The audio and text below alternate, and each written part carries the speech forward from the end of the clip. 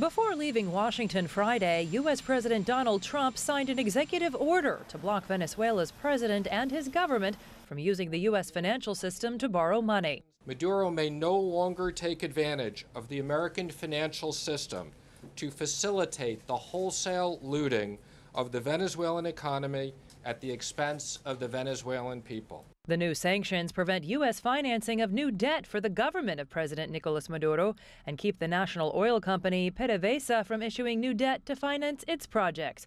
But the order does carve out some exceptions to protect supplies of food, medicine, and medical devices.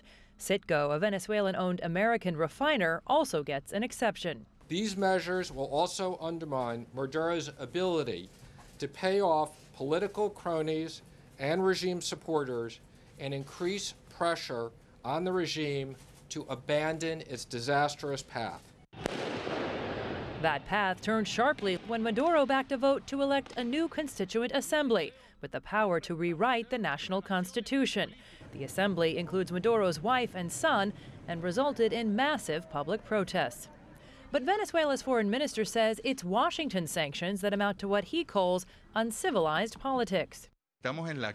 We are in the House of Law, of international law, of the elemental principles of the United Nations Charter, of respect for the sovereignty of peoples, of non-interference, and the United Nations cannot, as we told the Secretary General, stand by with their arms crossed and not condemn these actions.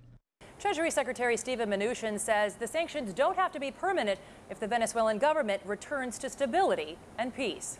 While Washington has condemned Maduro's recent moves, his foreign minister maintains Venezuela is still a democracy. It's a democracy, and I don't know what the United States is trying to make a strange case about Venezuela, but we're clear of our position, and we're going to defend our people and our democracy with all the means that we have.